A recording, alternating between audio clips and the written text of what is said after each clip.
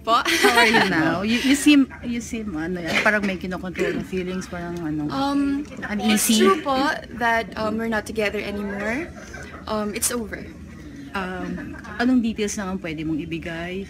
And how are you taking yung breakup? To be honest po, ayoko po talagang magdetalye. I just wanna move on. Okay.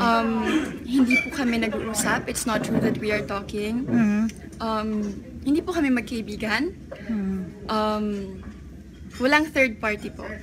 Basta ngayon, ano ba? Eric, Yun. sino nakipag-break?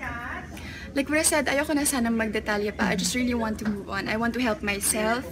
So that's what I'm doing po. How are you helping yourself? Anong ginagawa mo now? To, alam mo yun, para makalimutan mo anong nangyaring to, or para maka-move on right away? I think I just have to accept na may mga bagay po talaga na we cannot control. Yung mga nangyari po sa buhay natin, hindi natin kontrolado. So, life goes on.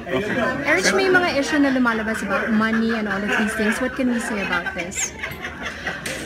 Tungkol sa pera, ayoko na pong magdetalye tungkol dyan. Like what I said, I just really want to move on. Okay. And, yun, hopefully, it's gonna get better. Kumukuha ng ano, ng ngayon para maging strong. Of course, nandyan po yung pamilya natin, yung mga kaibigan natin, yung mga supporters po natin. Thankful po ako dahil yung loyalty nila lagi nandyan. At sila po rin yung isa sa mga nagbibigay ng lakas sa atin. At syempre po yung Diyos. Siya naman ang po talaga nakakaalam ng lahat. Eric, sa social media, umiwas ka ba muna o everything goes on pa rin? Social media, For a time po, nagbabasa ka pa ba?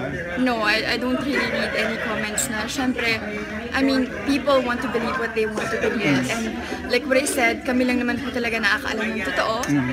And but kailangan na po mag-post ngayon, so I have to turn on my comments, kay mga commitments. So, yun. Pero Eric, you also deleted the photos on your Instagram. Yes, I deleted the photos, I unfollowed them.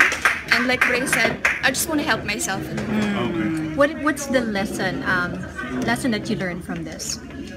Lesson siguro, kapag nagmahal ka, kailangan magtira ka para sa sarili. Eric, sure you hoping na maayos mo siya eventually? Like, maging friends So nararamdaman ko po ngayon, hindi pa.